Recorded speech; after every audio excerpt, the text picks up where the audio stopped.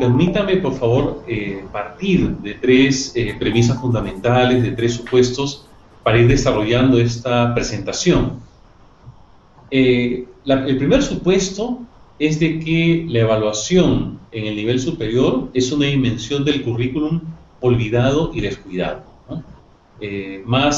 Muestra es, por ejemplo, el evidenciar que los diferentes cursos o programas, el tema o la temática evaluativa siempre es al final, siempre es al último.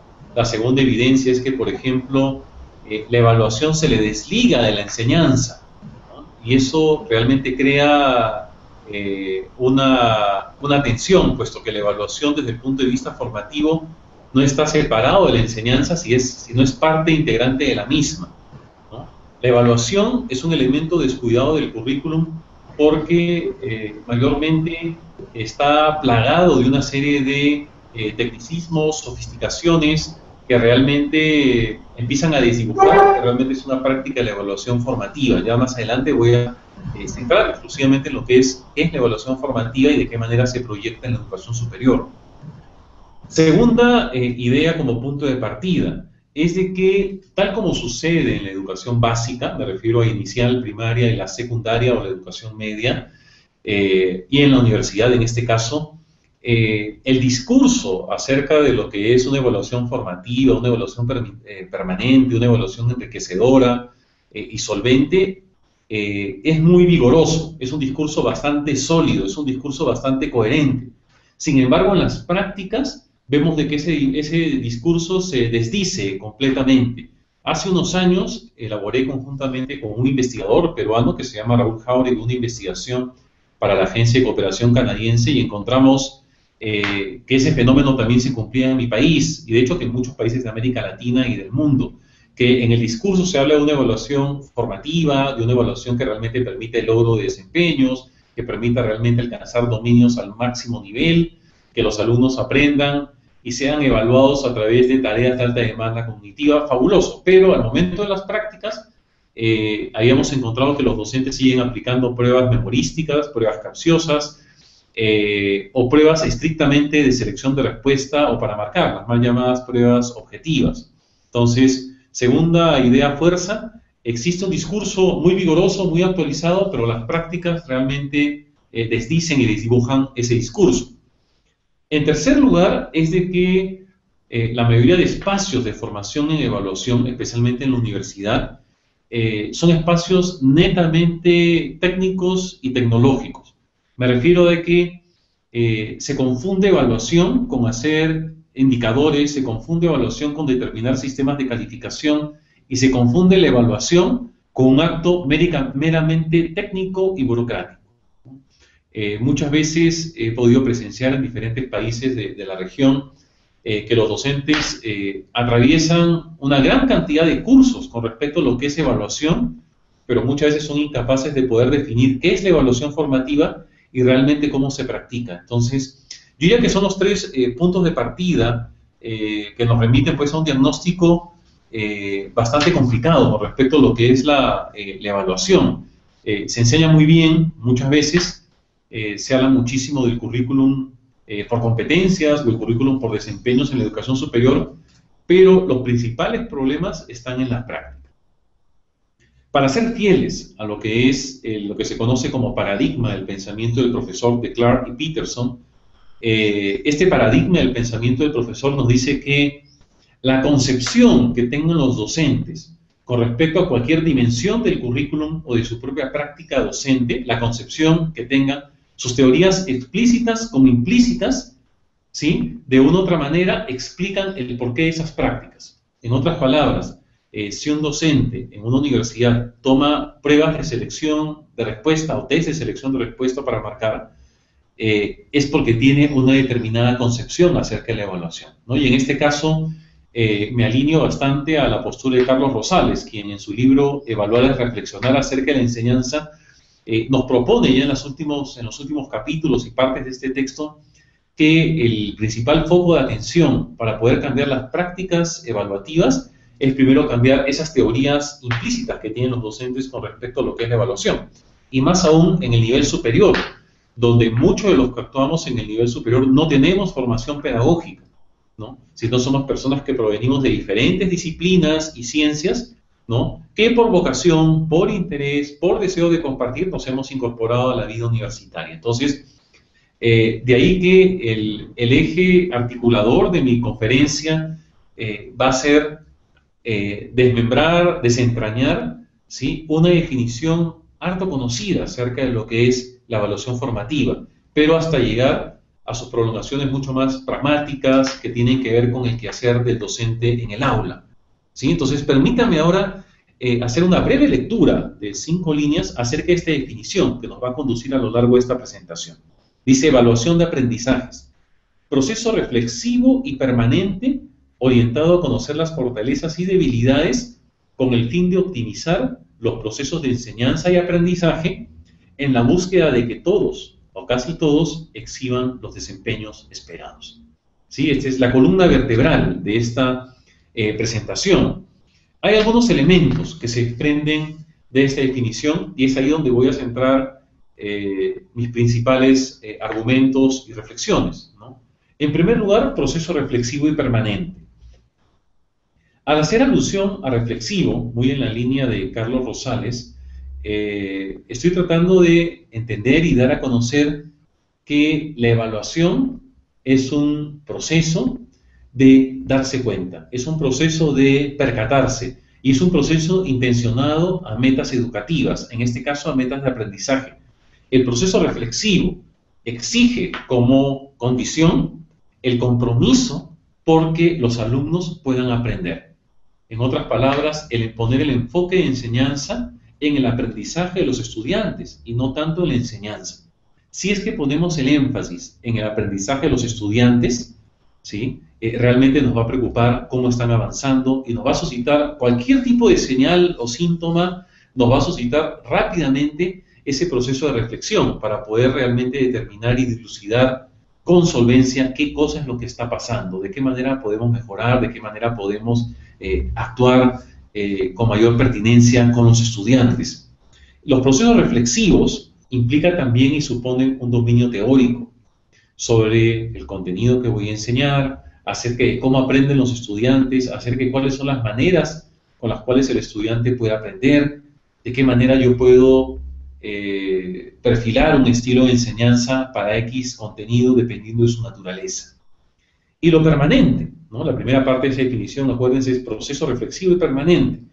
Permanente no significa, ¿sí?, tomar constantemente pruebas o test, ¿sí? Puede implicar eso, puede comprender eso, pero hacer una evaluación permanente implica estar cada segundo, cada instante en que estamos en la clase compartiendo con los estudiantes, muy atento y con una disposición evaluadora o evaluativa. Voy a poner algunos ejemplos de evaluación permanente. No es que acontece en el momento en que tomo una prueba. La evaluación permanente ocurre en cualquier momento. Por ejemplo, un docente que está dictando una clase y detecta en la mirada de los estudiantes, en su expresión facial, en su postura corporal, este docente rápidamente va a interpretar que los estudiantes no están entendiendo, no están comprendiendo suficientemente. En este caso, el docente puede preguntar: a ver, recapitulemos un poco, ¿cómo están entendiendo? Y empieza ese docente a lanzar 5 o 6 preguntas al azar.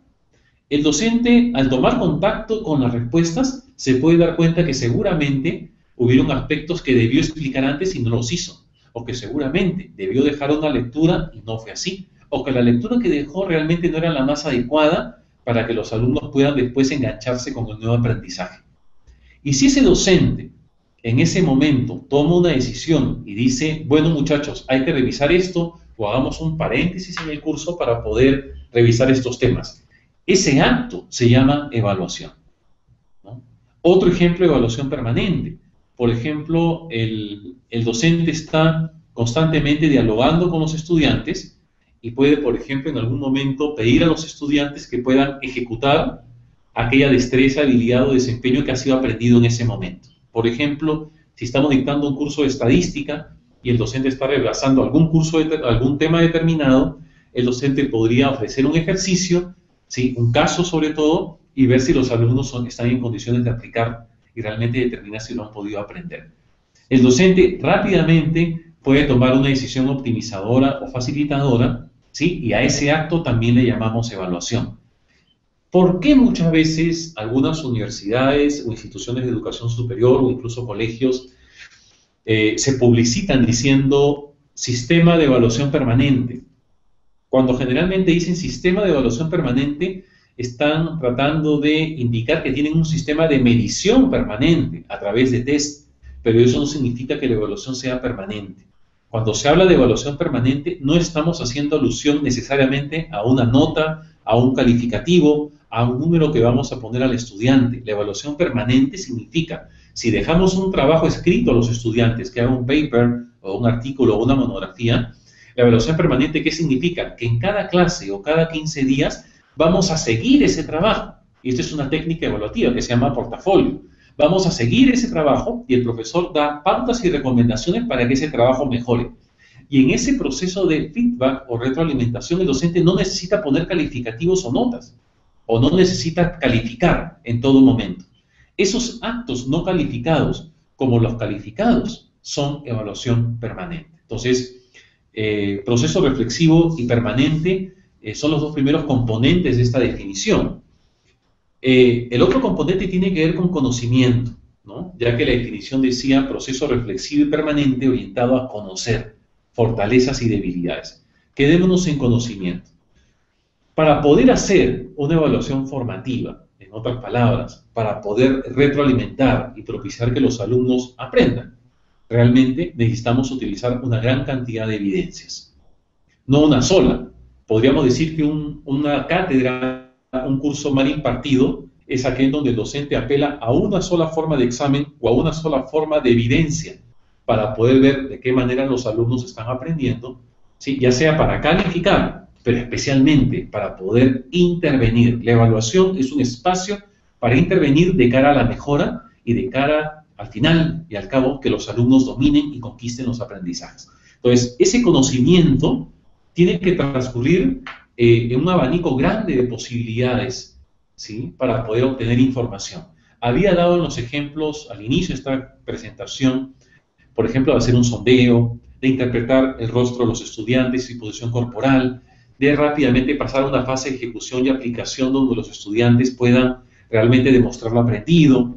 Pero también tenemos las pruebas orales, las pruebas de libro abierto, tenemos, por ejemplo, los casos, podemos tener situaciones en las cuales los alumnos tengan que hacer análisis bibliográficos diversos o que tengan que seguramente hacer algunas experiencias de investigación. Aquí, uno de los principios fundamentales, y es de corte más epistemológico, es de que el tipo de evidencia que voy a suscitar, que voy a provocar para poder conocer, tiene que asociarse y vincularse de manera pertinente con aquello que el alumno debe aprender. Me explico. Si yo quiero, en este caso, quiero que los alumnos, ya que el programa o el currículum dice, tienen que aprender a expresarse en determinados tipos de situaciones oralmente, mi evidencia tiene que ser una situación donde el alumno se exprese oralmente. Si el alumno tiene que aprender a formular un proyecto de investigación, mi evidencia tendrá que ser no una prueba teórica sobre qué son los objetivos, qué son las hipótesis, qué es la metodología, sino mejor sería pedirle en 4 o 5 horas que elabore, a la luz de un caso o de un tema suscitador o motivador, elabore un pequeño proyecto de investigación en ese momento, en clase y de manera autónoma. Quién sabe, utilizando la biblioteca virtual de la universidad. O el conocimiento. Si yo deseo que el alumno diserte magistralmente y el alumno pueda debatir, eso es lo que quiero aprender, yo tengo que generar una evidencia, tengo que conocer de manera pertinente a eso. Y no le voy a tomar un test para marcar o de selección de respuesta acerca de información teórica sobre los debates, sino lo tengo que poner a debatir, ¿no? Estamos viendo hasta aquí que evaluar en la universidad no implica necesariamente una semana estereotipada de exámenes, sino es un proceso permanente y constante, donde incluso en la semana de exámenes podemos no tomar 1 hora o 2 horas, podemos tomarnos toda una mañana o toda una tarde para evaluar en profundidad aquello que hemos venido evaluando de manera formativa a lo largo del proceso. Pero bueno, seguimos con esta definición, desentrañándola. Dice, con el fin de, dice, orientado a conocer fortalezas y debilidades, es el cuarto componente, fortalezas y debilidades. Conocer fortalezas, realmente qué es lo que los alumnos han aprendido, qué es lo que los alumnos han aprendido suficientemente, qué es lo que los alumnos pueden exhibir ahora como desempeño, comportamiento, destreza o capacidad de manera autónoma. ¿Sí? ¿Esto qué nos permite? Seguramente avanzar y ser más exigentes. Si tenemos un grupo de estudiantes que gracias a la evaluación nos hemos dado cuenta de que han avanzado muy bien. Hay veces hay grupos de excelencia que avanzan excelentemente bien, avanzan rápido, son bastante talentosos. Podríamos determinar, gracias a la evaluación y gracias a identificar esas fortalezas, que el programa de estudios, si estamos por ejemplo a la mitad o al 70%, podría plantear demandas cognitivas mucho más exigentes, en este caso, tareas mucho más retadoras, mucho más desafiantes. Entonces, ese es el tema de la fortaleza. Y debilidades, ¿no? ¿Por qué identificamos también debilidades? ¿Sí? En este caso, para poder tomar cartas en el asunto. ¿Sí? Para tomar cartas en el asunto. Y entramos al otro componente de definición. Dice, conocer fortalezas y debilidades con el fin de optimizar los procesos de enseñanza y aprendizaje, ¿no? El optimizar es quizá, ¿no?, y sin lugar a dudas, el elemento central de lo que es la evaluación formativa. Sí, optimizar. ¿Optimizar qué implica? Tomar decisiones de mejora. ¿Sí? En los textos clásicos de evaluación, por ejemplo, los de Robert Edel en adelante, año 1950, medición educacional, vamos a tener que se decía que la evaluación es la medición más un juicio de valor. ¿Sí? Entonces, y de ahí en adelante, muchísimos textos en América Latina han definido la evaluación más un juicio de valor, pero realmente la medición más un juicio de valor, pero realmente eso no es la evaluación formativa. En primer lugar, ¿por qué? Porque la evaluación no necesariamente implica medición. Y tal como estamos hablando hoy en día y en este momento, en esta presentación, es de que gran parte de las evidencias que generamos no implican medir, sino implica analizar cualitativamente los desempeños de los estudiantes. Entonces, ahí se cae el 50% de esa definición simplista de evaluación, medición más juicio de valor. Y lo segundo, que el juicio de valor, ¿sí?, con respecto a una medición, supongamos de que existe una medición en todos los casos, no es suficiente para que esta evaluación permita que los estudiantes aprendan.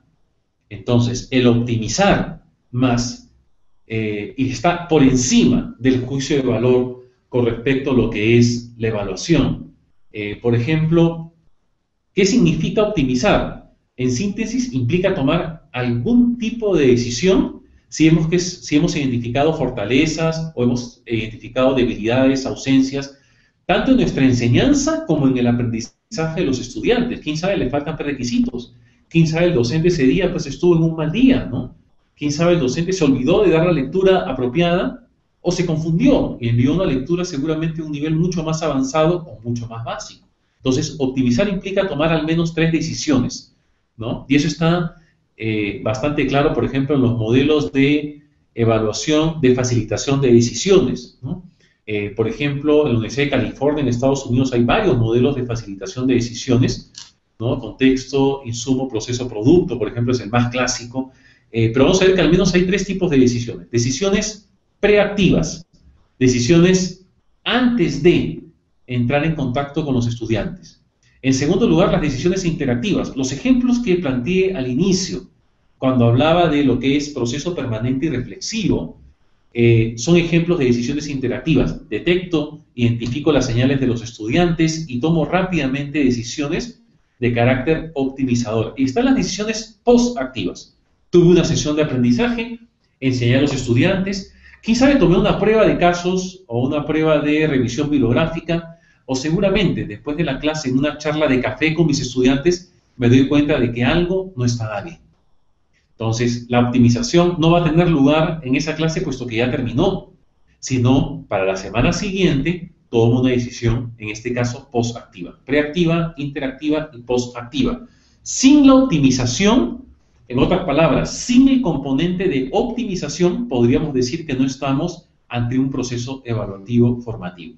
Si un docente me dice, hoy día tomé una prueba y entregué los resultados a los estudiantes, entonces el docente me dice, hice una evaluación.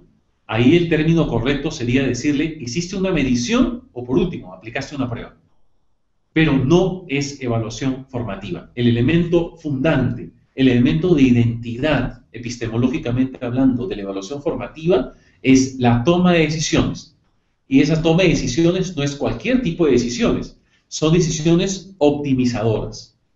¿Sí? Hay diferentes tipos de decisiones. Hay lo que sería, en términos evaluativos, decisiones incrementativas. ¿Sí? Las decisiones que se toman de cara a la evaluación son incrementativas, no son decisiones de otra índole, ¿no? Sino son incrementativas, son para mejorar. Y al final, la última parte de esta definición, ¿no? Dice optimizar los procesos de enseñanza y aprendizaje en la búsqueda de que todos, o casi todos, exhiban los desempeños esperados. ¿Ok? Entonces, ahí está la finalidad de la evaluación. No es calificar necesariamente, no es medir, no es poner el termómetro, ¿sí? O aplicar el tensiómetro en el brazo de los estudiantes, no es tener una contemplación de la realidad, ¿sí? Es optimizar. ¿Pero por qué optimizar? Porque queremos y deseamos que los estudiantes aprendan y dominen aquello que deben de aprender y dominen aquello que deben dominar, ¿sí? Esa es la intención, pero no un grupo, sino todos. Estudios realizados por Víctor García Oz, y cita algunos estudios comparativos de Wellich, por ejemplo, dicen que cuando se mide en la universidad, siempre tenemos un grupo de estudiantes que aprendió muy bien, un 10 o 12%, un grupo de estudiantes entre el 50 y 60 y tantos % del promedio, o sea, aprendió mediocremente, y un puñado de 10, 12, 15% que no aprendió prácticamente nada o aprendió casi nada. Sí, ese es cuando hay medición. ¿Por qué? Porque en la medición es simplemente un acto de enseñar y medir, enseñar y medir, enseñar y poner el termómetro a los estudiantes para saber cómo están. Pero en cambio, dice Víctor García Oz y diferentes teóricos de la evaluación personalizada, de la evaluación criterial, de la evaluación referida a criterios o criterial test, vamos a ver que dicen claramente que cuando hay una evaluación formativa, no es como en la medición, donde solamente 20% o 15% aprenden. Cuando hay una real evaluación formativa y sobre la base de ese compromiso del docente porque todos aprendan, se ve que los niveles de dominio, para no hablar de aprobación, son cercanos al 80%. ¿Sí? Estos cursos famosos donde el 90% sale desaprobado o casi el 100%, son cursos donde por lo general ocurre medición, más no evaluación. ¿Ok? Entonces, esos son los elementos fundantes, importantes para poder reconocer lo que es la evaluación formativa. ¿Ok? Y esto me ha dado pie para ir comentando algunos problemas evaluativos que se tienen en la educación superior. ¿Sí?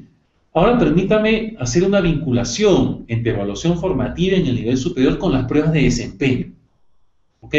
En varias ocasiones he deslizado la idea de que evaluar o medir con pruebas de selección de respuesta, en otras palabras, con pruebas lápiz y papel, ¿sí? No nos va a permitir retroalimentar. ¿Por qué? Porque las pruebas lápiz-papel para marcar, o lo que se conoce como pruebas de selección de respuesta, no nos dan evidencia suficiente ni pertinente para poder retroalimentar.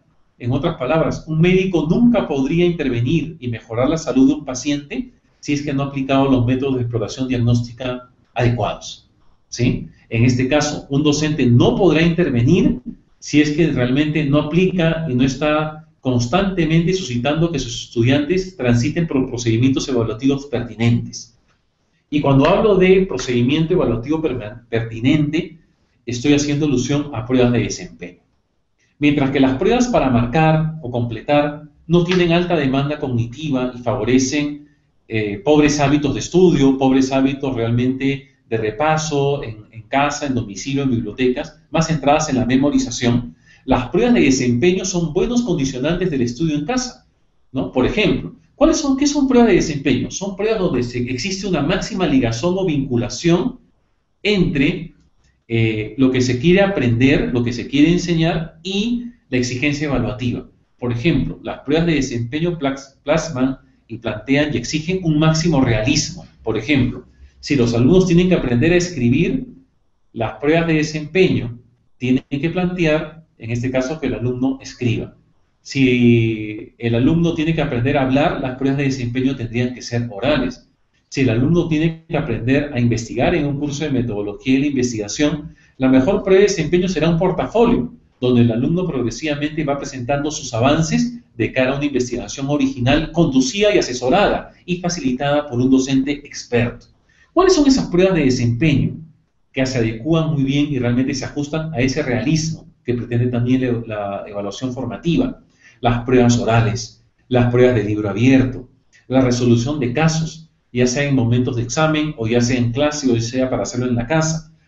Las pruebas, por ejemplo, de portafolio, o lo que se conoce el uso de portafolio para poder seguir trabajos escritos, monografías, investigaciones, papers o cualquier tipo de realización de este tipo, novelas, cuentos, poesías, cualquier cosa que los alumnos tengan que escribir, realmente se presta a una evaluación de portafolio, ¿sí? Entonces, esa es la idea de realismo.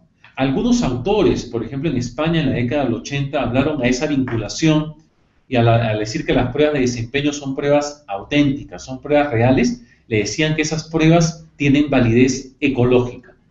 La validez ecológica es la vinculación, ¿sí? En otras palabras, entre la evaluación que voy a prescribir y realmente lo que el alumno tiene que aprender. Lo que había dicho hace unos instantes, el alumno tiene que hablar, mi prueba tendrá que ser oral. Si el alumno tiene que escribir con propiedad, tiene que escribir al momento de la evaluación, ¿no? Y no una exigencia que realmente esté desligada o muy distante a lo que realmente el estudiante tiene que aprender. Las pruebas de desempeño por excelencia que posibilitan una adecuada evaluación formativa son las pruebas de desarrollo o lo que se conoce como pruebas de respuesta extendida, las pruebas orales y en este caso el uso de portafolios para lo que son las realizaciones escritas. Las pruebas de desempeño realmente plantean un nivel de exigencia mayor, tanto para el docente como para el alumno. Imagínense ustedes, voy a hacer una comparación, la preparación para una prueba para marcar o de selección de respuesta sobre derecho constitucional, por ejemplo, o sobre derecho romano. El alumno, ¿cómo se va a preparar en este tipo de pruebas? Mayormente memorizando. Se reunirá con sus compañeros, pero estarán memorizando gran cantidad de información. Ahora imagínense que ese docente, ¿sí?, empieza a aplicar pruebas de desempeño, donde existen casos y donde el alumno tenga que escribir y redactar de manera autónoma 1, 2 o 3 carillas. Y después tenga que atravesar por un examen oral. El tiempo que el alumno va a invertir en la preparación para una prueba de desempeño es altamente formativo, es altamente significativo ese tiempo, es altamente pertinente a lo que se quiera alcanzar en ese curso. Porque ¿cómo se va a preparar ese alumno? Debatiendo, analizando, sintetizando, comparando, escribiendo y debatiendo con sus compañeros. Comparemos, en primer lugar, memorizando y resolviendo pruebas tipo para marcar. Y en el segundo lugar, ese alumno va a invertir las mismas 3 o 4 horas antes de un examen, debatiendo, conversando, analizando y desarrollando lo que se conoce respuestas extendidas de un máximo nivel. Hay una exigencia más con respecto a lo que son las pruebas de desempeño y tiene que ver con las rúbricas. Algunos autores consideraban antiguamente que las rúbricas eran instrumentos de evaluación o eran técnicas de evaluación. Las rúbricas son herramientas para poder evaluar y establecer juicios de valor de cara a las realizaciones de los estudiantes. Las rúbricas son esquemas descriptivos donde nos dicen, por ejemplo, por un lado tenemos los criterios o dimensiones, ¿no? Y por otro lado tenemos los niveles de exigencia o realización, que pueden ir desde insuficiente hasta excelente, ¿no? Y dentro de este cuadro tenemos descriptores que detallan claramente qué es, ¿sí?, qué es lo que se espera de los estudiantes. Por ejemplo, para decir que es insuficiente, que es en proceso, que es logrado o que es un desempeño excelente. Las rúbricas, existen por internet una gran cantidad de aplicaciones web gratuitas para poder hacer y confeccionar rúbricas. Los invito por favor a que revisen una gran cantidad de software, aplicaciones, herramientas para la creación, incluso también para hacer evaluación de pares, para hacer coevaluación y para evaluar las realizaciones de los alumnos a través de una plataforma virtual. Como les digo, casi todas estas realizaciones de carácter informática las tenemos gratuitas en el ciberespacio, ¿no? Para sintetizar un poco estos aspectos que he podido tratar en esta breve presentación, la evaluación lamentablemente estaba muy circunscrita a sus funciones de certificar, calificar y poner notas a los estudiantes. Eso es lo que se conoce en la literatura, y en este caso Michael Scriven y Robert Stake nos ayudan bastante. Lo que hablan como evaluación sumativa, que es al final del proceso. Cuando hablamos de evaluación formativa, nos estamos centrando en todo lo anterior a la fase de calificación, y que tranquilamente puede transcurrir sin calificaciones o sin mayores calificaciones. Y en la evaluación formativa, dado el compromiso del docente porque sus alumnos aprendan, ¿sí?, lo valioso es la retroalimentación que se le puede hacer al estudiante en todo momento. La evaluación no está diseñada para sorprender al estudiante, no está diseñada la evaluación para presionar. La evaluación está diseñada siempre y cuando existan dos voluntades y vocaciones, la del docente para enseñar y la del alumno para aprender. La evaluación está hecha para que los alumnos conquisten y exhiban esos desempeños que realmente se han esperado en ese sílabo, en ese plan de estudios, en ese programa determinado. La evaluación no es eminentemente un acto tecnológico, tecnocrático o burocrático. Implica una comprensión, implica una conceptualización determinada, ¿sí?, y también el manejo ya a un nivel de las prácticas, ¿sí?, de pruebas de desempeño. En otras palabras, de las mejores evidencias para poder tomar decisiones optimizadoras. Muchísimas gracias por su atención.